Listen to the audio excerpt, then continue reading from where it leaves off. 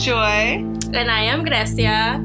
And we are Basic Brown Nerds. So today we're going to be talking about mental health, specifically about depression and anxiety, seasonal depression. It's winter. I know it's pretty rough for some people. Me and Grecia in particular. Grecia mentioned some people experience seasonal depression during the summer. But I think we especially experience it during the winter. And that's one of the reasons we wanted to get this podcast out, and just so that we could be creating and focusing and working on improving ourselves rather than letting depression take over. Yeah, winter can be really, really hard on me, and sometimes my energy just completely drains, so I kind of just, go to work and come home and, do what I have to do, and then I don't have any energy for anything extra.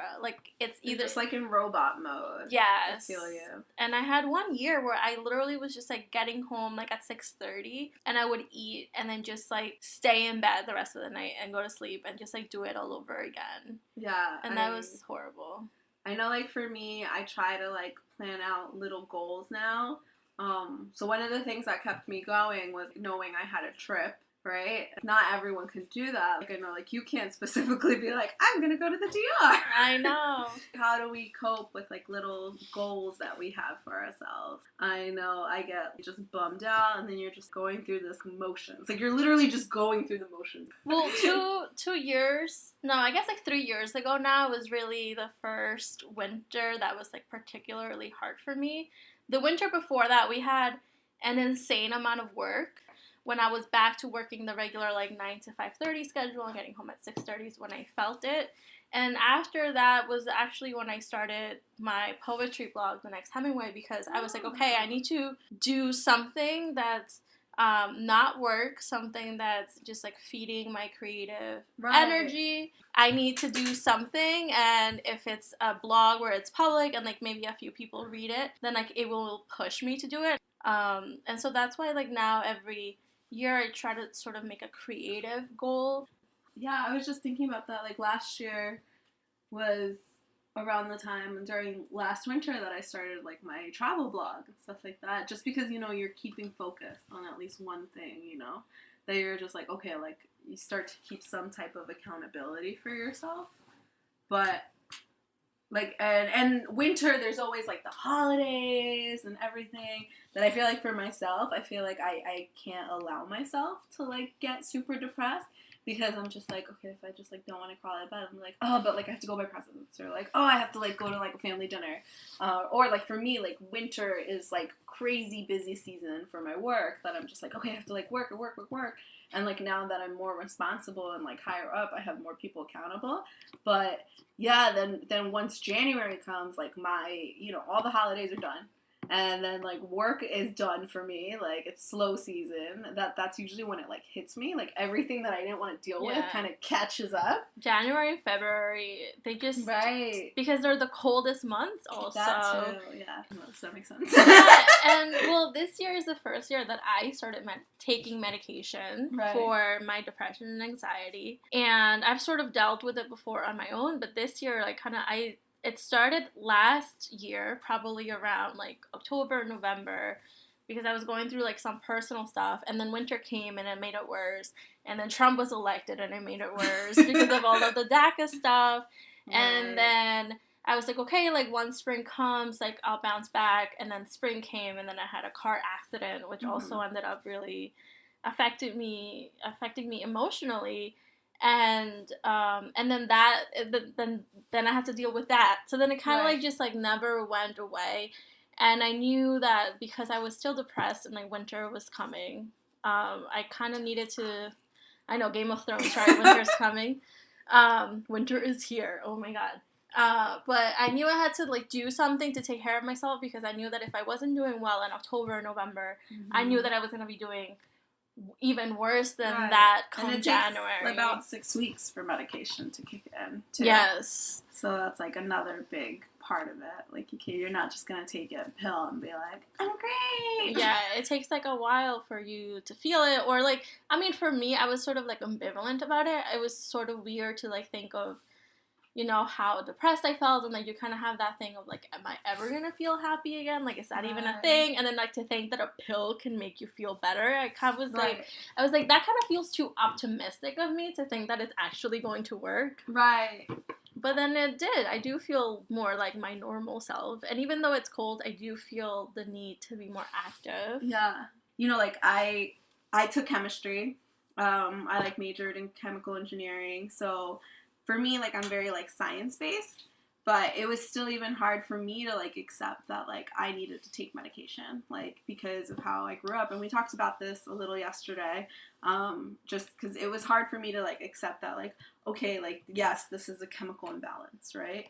And that I needed to take medication to get me to be like balanced and work through my problems and get me to like baseline. Like, that's another thing that I always like try to stress, that like medication just really gets you to like the baseline so you can actually deal with everything going on. It doesn't make your problems go away. It just kind of lets you have a clearer head so that you can deal with them. And it's important, like, if you're taking, especially if you're taking medication, to like be talking to your doctors and your therapist. Like, get a therapist. Yes.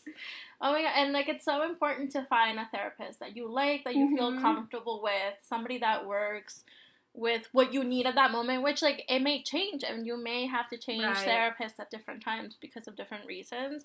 You just have to make sure you find someone that makes you feel comfortable. Right, you're gonna be telling these people like stuff that you probably have never told anybody else. You probably should find a new therapist. And it took me a really long time to finally go to therapy, because I kind of felt like, why should I pay a stranger to listen to me when I have friends that should listen to me? And then at the same time, like, that's very it's an unfair weight to put on our friends, because like they can listen to us vent, they can be there for us when we have a hard time. But at the same time, they're like not professionals, and they're not trained to help you deal with like an anxiety attack, or when you're just like, they might not even know what's happening. Yeah, they might not even realize it, or they may just, it's like too much to put on a friendship, and like and they might put their own biases on you, you know, like if they're very like anti-medication and like maybe you actually do need medication, they might be like, like you should try yoga, and it's like, okay, well maybe you have tried yoga and that hasn't worked for me.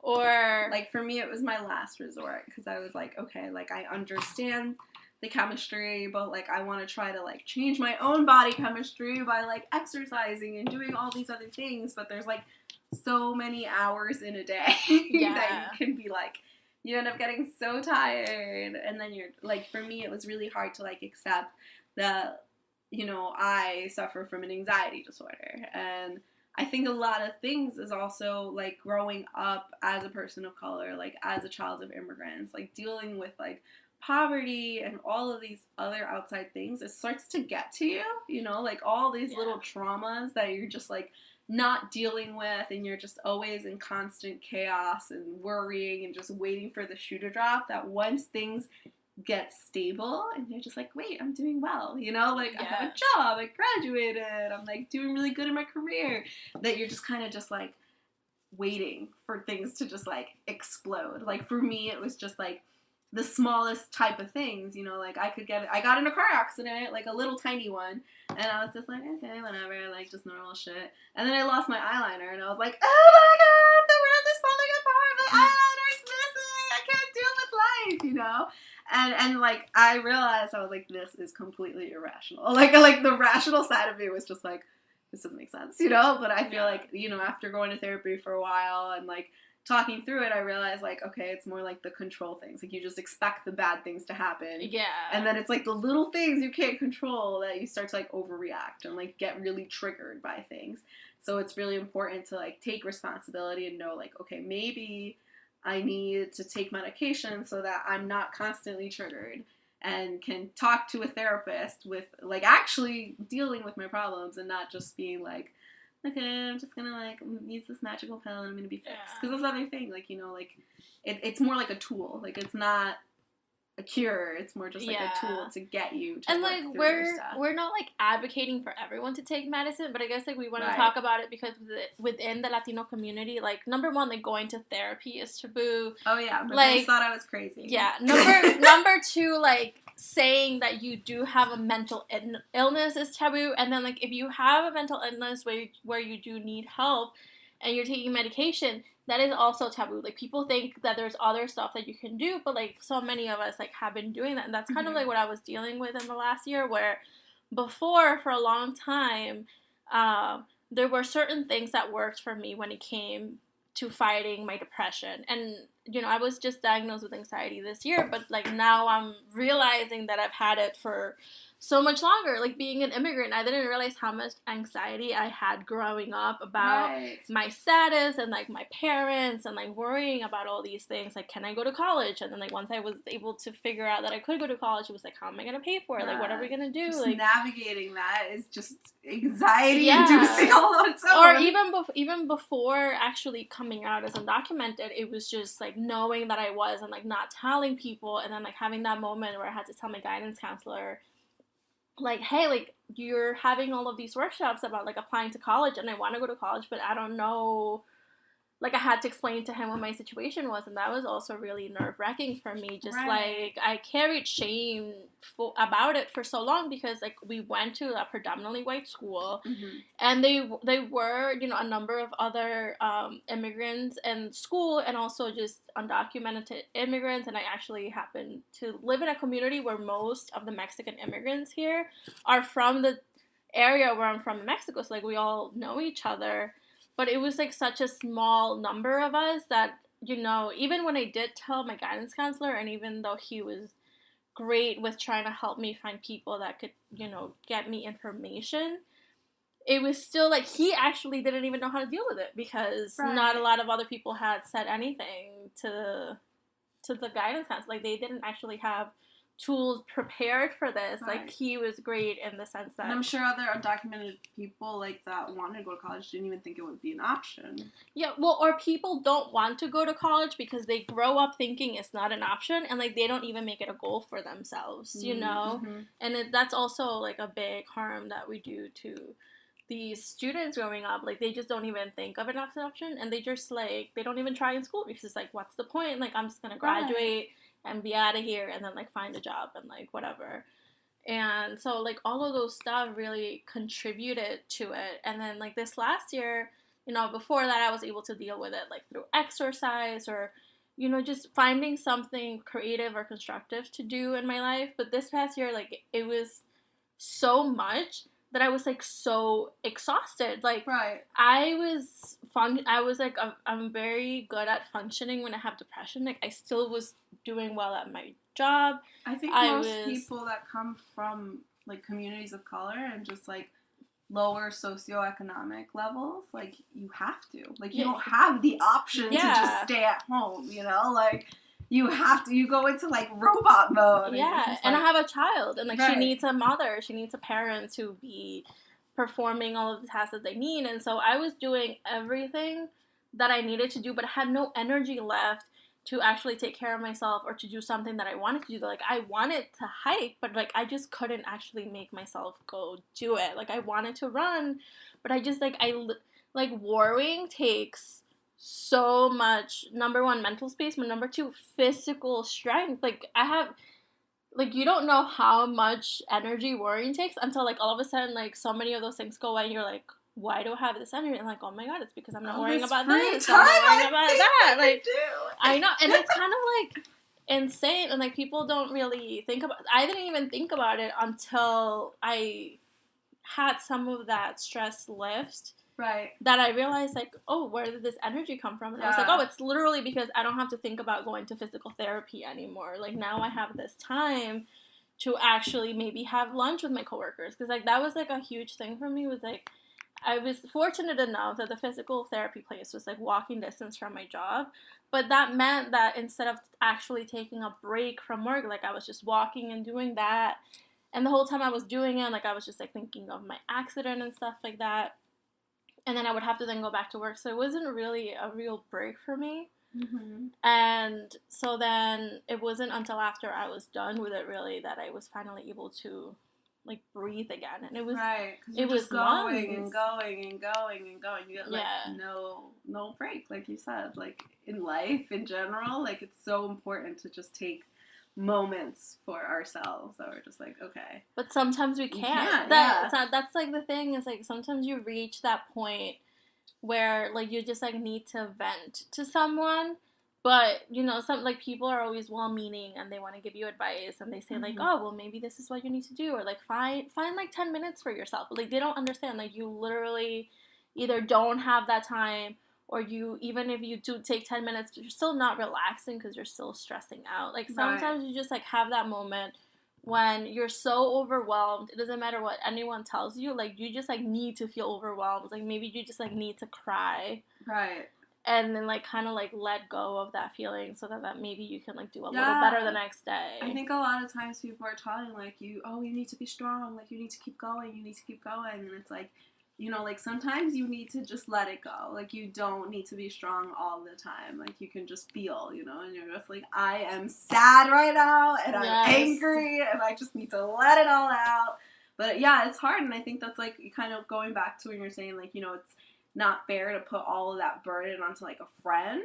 Well, also like a friend might not know how to react to things like that, or they might take it onto themselves and be like, oh no, like what am I doing wrong? Like how come this person's feeling like that? How do I make them feel better? Like, you know, so I think that's why it's also important to go to a professional. But that being said, like, you know, especially given the state of our country right now, like it's not always accessible for everyone to seek mental health services, to feel supported. Like I started feeling depressed when I was about 15 years old, and I remember I told my mom, and I was like, I need to see a therapist. Like, and my mom was like, no, like, what are you talking about? Like, I grew up super evangelical, and they're like, no, it's like my demonios. Yeah, like pray, go pray. And then I was like, and then I was just like, oh shit. And then they were like, oh, we're gonna like pray and like have an exorcism, and like, yeah, it was like evil spirits. Oh my god. So then I was like, oh, okay, so like clearly I can't tell anybody this because they're gonna think I'm insane and possessed.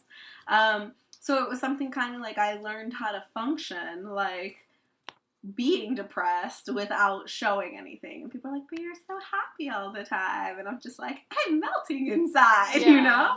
And that was like really hard. And I think it turned like, for me, I realized I kind of go through these peaks of like, I'm extremely, extremely anxious and not dealing with it. And then kind of just like, and like go into like extreme, like, you know, like depressed because I'm just like, I can't handle everything. So I think realizing that I need to like control like more of my anxiety before it lets it control me is like a big part of it. And then like realizing like seasonal depression is like such a real thing. Like I always feel it, and I've always felt it, especially like around like right around January and like right around April too, like that weird in between like spring. I also have bad allergies, so I just get like really sickly in general. I didn't realize how exhausting the holidays were for me until like it's just like I love my family, but like they really don't understand any of these things. Like they just like, I don't know, like they just think like you always need to be polite, you always need to put on a good face, like you always need to put everyone else above yourself, and like they don't even realize like how damaging that can be for you. Right. And I mean, I don't even know if like other people in my family have dealt with any depression. Like they're all also like now maybe they just haven't talked about it. Well, they're all very religious now. They're Catholic, and I feel like they deal with their problems through Jesus also and through praying, and they're like, oh, let's go to church. And I'm not really Catholic. Like, I mean, I grew up Catholic, but I don't consider myself Catholic. I don't go to church. It's like, it's not my thing anymore. And I feel like they don't accept it. Like when I was, after my car accident, I really had a really big anxiety attack, and everyone was over at my house for my daughter's birthday, and like I feel like they thought, like I just like literally started crying and couldn't stop, and I just went into my room and spent the rest of her birthday party. Esa loca. Yeah, I spent the rest of my birthday party in my room, and they all kept coming in telling me like, oh, just come out for a little bit, and I was like just leave me alone. Like I want to be there for my daughter's birthday, but, like, you don't understand that, like, I literally can't. And, like, the fact that they expected for me to just, like, turn it off and, like, pretend that I was doing well and, like, go outside, like, they didn't understand what they were asking of me. Mm-hmm. And I also, like, just, like, really avoided social events with so many people throughout the year because the idea of having to go somewhere and pretend to have a good time when I obviously wasn't doing well also was just, like, so anxiety inducing for me. And it just, like, felt like, what, I can't do that, like, right now. Like, I can't go somewhere and pretend I'm doing okay when I'm not. And I also don't want to go somewhere and be open and honest about it and, like, just, like, bring everyone down. So, like, for me, it was just better to stay away from people. Like, as you're saying that, like, I'm wondering how many people are doing that, you know? Like, how many people are, like, I'm sure a ton of people are just like, okay, I just need to, like, save face, you know? Like, go out and do things. And I think that's another issue that we don't talk about it. Because people, like, nobody wants to talk about, like, depression, you know, like, and anxiety. They're just like, you're crazy. Like, there's such a stigma behind that. Like, people don't want to admit it. But, it was, like, depression and anxiety are normal human behaviors. Like, there's normal reaction. And I think the issue becomes when it becomes a disorder, you know, like, when you can't control it anymore. You know, like, if you've lost someone, like, you might get depressed. Like, you are grieving. Like, that makes sense. Like, it's like, you know, if you're not sad and you're not upset, and that's probably another issue. Yeah, but, like, you know, like, it's how we grieve, and then we kind of sulk, and it's really hard to pull yourself out of that. But people, like you said, people don't want to deal with it. Like, it was so funny at work. Like, so, like, my skin, like, cleared up after I started taking medication, and, like, people were like, you just, like, look so happy, and, like, your skin is glowing. Like, what are you doing? And I was like, I'm on medication. Yeah, I was like, I flipped my hair, and I was like, antidepressants. And people, like, thought it was funny, but I was like, yeah, like, it kind of is funny, but, like, it's also true. Like, you know? And, like, you know, thankfully, like, some of my coworkers, like, they kind of got it, and, like, other people, that, like, that were asking me, like, they were like, oh, and I was like, oh, like, is this too real for you? Like, were you expecting me to be like, oh, I'm just eating more vegetables? Like, what the hell? Like, it's just, like, that's, like, the thing that people don't understand. It's, like, they, like, so many people don't even think that this is a thing for people, that, like, when you're honest, like, they don't even know how to deal with it. Or they're like, oh, you're depressed? And it's like, yeah, like... But you're always happy, and you're smiling. It's like, yeah, do you want me to be crying every day? Because I could, but I'm not going to do that either. Like, I'm at work. And I did, well, actually, I was, like, at the cafeteria getting myself coffee at work, and one of my coworkers came up to me. He's like, how are you doing? And I just started crying. Yeah, poor coworker. Like, he was just like, what did I do? And I was like, you didn't do anything. But I was like, it was one of those moments. It smells really good. No, it was just one of those moments where, like, the day before, I had tried to tell a friend, and this is maybe why you shouldn't always go to your friends. Like, I had tried to tell a friend what I was feeling, and his response to me was like, oh, well, maybe you just, like, need to get more organized, and you need to, like, get your shit together. And I was like, but you don't understand, like, I'm a single mother, and I have a full-time job, and I'm dealing with this stuff, and I'm dealing with that stuff, and, like, blah, blah, blah. And, like, I am dealing with it. Like, I am being organized, but sometimes, like, it actually is too much for one person to deal with. Like, I have the right to feel overwhelmed every once in a while. Like, it's a problem if I let it get to me every single day to the point where I can't function. But, like, I feel like every once in a while, like, we all have that moment where we just, like, need to fall apart in order to put ourselves back together. Like, we just, like, need to go through that process of falling apart, having a shitty day, and then putting ourselves back together. And, like, he made me feel like I didn't have the right to do that. And it just kind of, like, carried over to the next day, where, like, I still wasn't doing well, and then I just, like, felt like I was failing at everything, and then I just started crying, literally, like, in the middle of pouring myself coffee in front of everyone, and that was really bad. Like, that was bad. Yeah, I mean, I think that's kind of, like, a red flag. You're like, okay, I'm not doing well right now. Yeah. But I think, like, you know, what you're saying, like, you know, you have to, like, let yourself fall apart. I think that's, like, maybe, like, for someone, like, for falling apart, like, you didn't do anything drastic, you know? Like, you just need to cry in your heart, maybe. Letting yourself feel. I think that's, like, another important thing. Like, sometimes, like, I would just be like, no, I have to be happy. I have to be happy. Mm-hmm. And then, like, all of a sudden, it was just like, I'm not happy! And just, like, would melt down. And I think that's another thing, like, letting ourselves be upset and sad, and not always, like, having to be happy and, like, having to be optimistic. Like, sometimes you are allowed to, like, be sad, and I think, like, letting yourselves feel those, like, little moments avoids the, like, piling up and, like, bottling up to the point that you explode, you know? So I think, like, letting yourself just be upset and be frustrated. And we can't be perfect.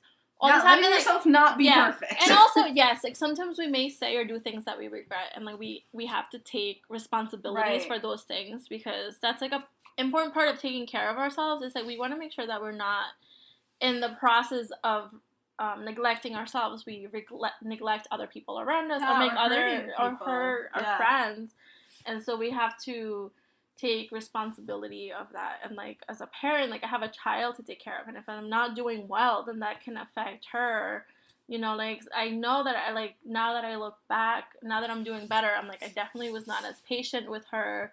I definitely just didn't have the energy to, you know, say, like, oh, let's play, let's do this, let's do that. Like, I didn't have the energy to do all of those things that, you know, like, the year before, every Saturday we were doing, like, breakfast by the lake. Like, there's a lake 20 minutes from my house, and then we would go buy a bagel and, like, go hang out by the lake, and that was, like, so nice.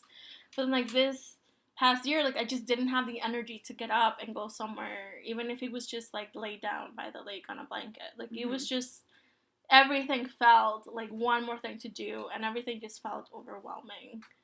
And, you know, now that I'm doing better, I'm like, I kind of feel guilty about that time that I wasn't performing at my best. But then at the same time, I have to, like, be forgiving of myself, because, you know, I had to, at that time, I was trying to take care of my physical health. I was going to physical therapy, I was working, I was trying to get a bunch of other stuff going.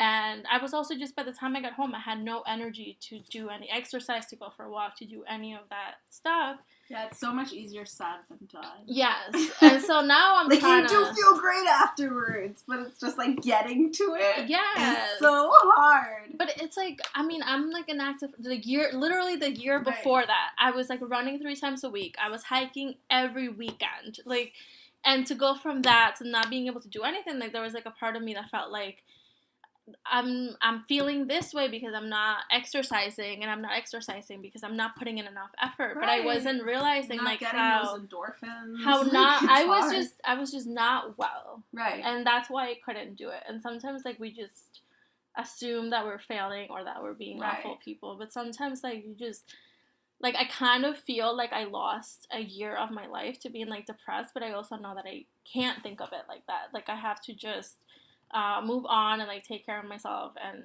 not feel bad or guilty about it anymore, because that's only gonna make it work. Like, I just need to focus on where I am now and what I can do now, and hopefully try to prevent it. But if it happens again, I have to remember that it's not a personal failing of mine. And I think it's important that we're having, like, discussions like this, and, like, for anyone listening that might feel this way, knowing that, like, they're not abnormal, you know. Like, I think I'm pretty open about, like, anxiety and depression, and every time, even people that I know, right, would reach out to me and was just like, hey, I've felt like this before. Like, people that I wouldn't expect. And I think that, like, something powerful starts to happen when you talk about things that are very taboo, that you think people don't experience, that you think you're, like, the only one in the world, that, like, you start to listen and you're just like, wait, like, it's not just me. And then you kind of feel, like, a little bit less alone and, like, a little bit less crazy. Yeah. And you're not crazy, but that's the thing. Like, it's something that we as a society just don't talk about as much as we should be. Thanks for listening, and good luck to everyone out there. It's hard out there right now. This is, like, a tough conversation. So thanks for sticking through. Yes.